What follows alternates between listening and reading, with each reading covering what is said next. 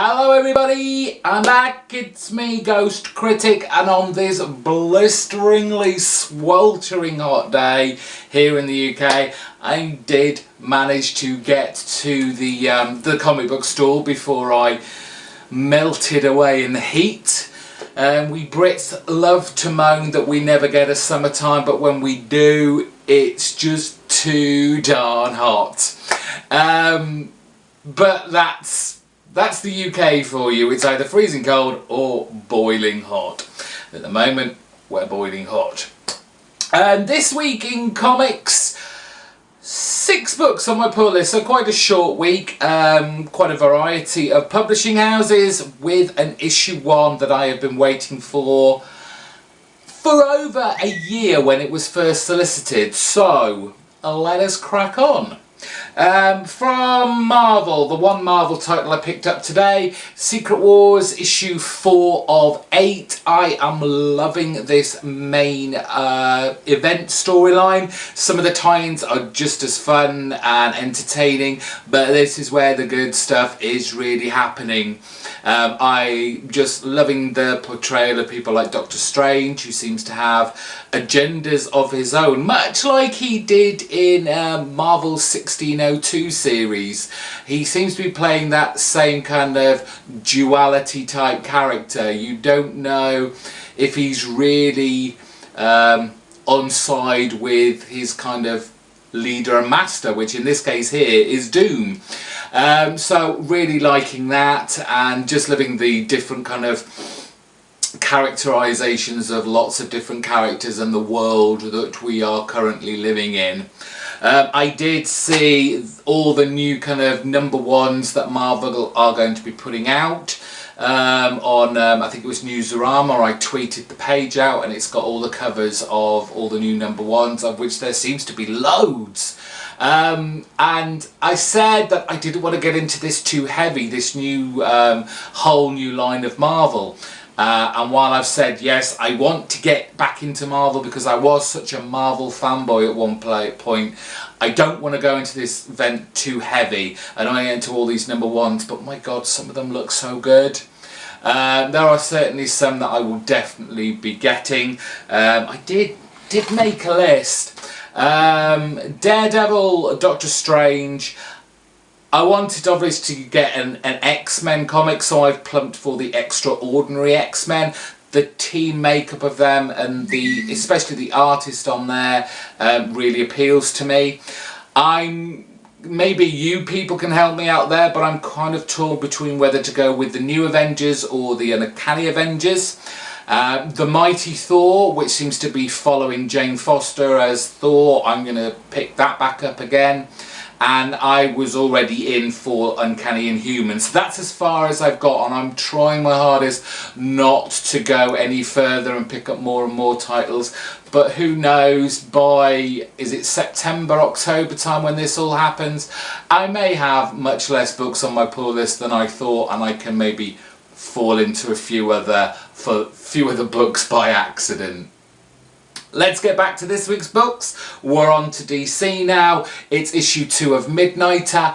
I personally really enjoyed issue 1. I don't think many other people. I heard a couple of good things from other people, but they weren't kind of familiar with the character anyway. But I really enjoyed it, having been a fan of Midnighter and the whole Authority kind of storyline and titles from the past. So I got a real kick out of it, and I'm really looking forward to issue 2.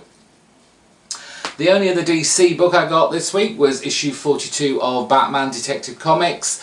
This is certainly the lesser of Batman's 2 flagship titles, the other obviously being Batman.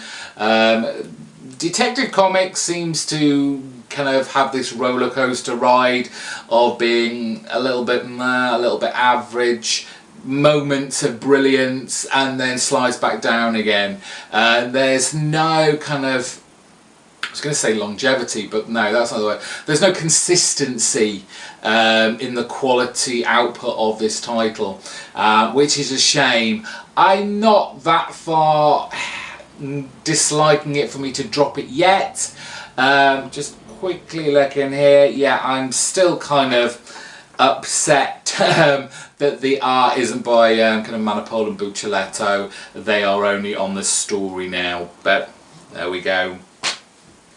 From Boom Studios, issue 14.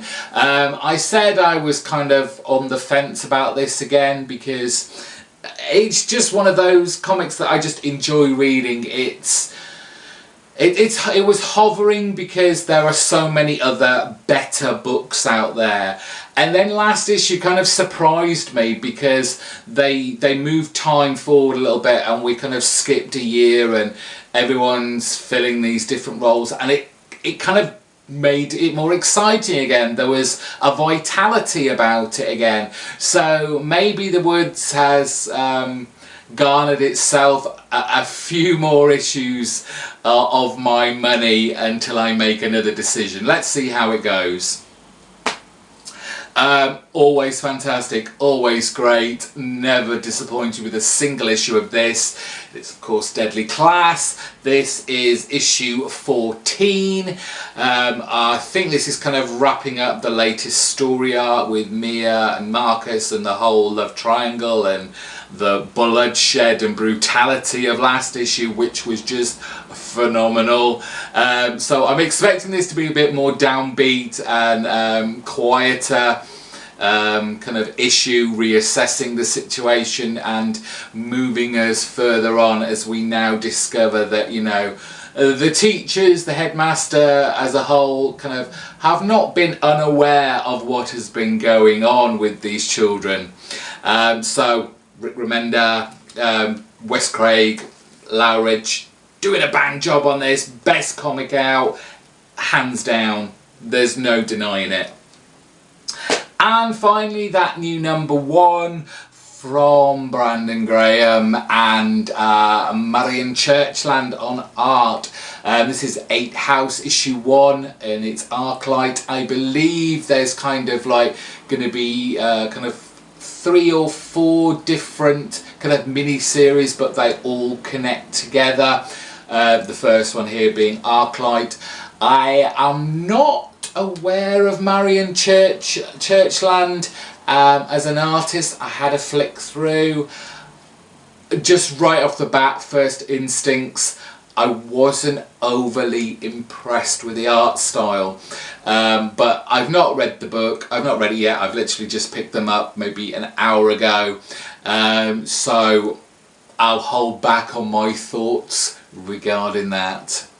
So, they're my books this week. I hope it's as hot and sunny wherever you are, and the sun is putting a smile on your face as you make your way or make your way back from the comic book store. Let me know what you picked up this week down in the comment section below. Give this video a thumbs up and subscribe. Until next week, bye bye.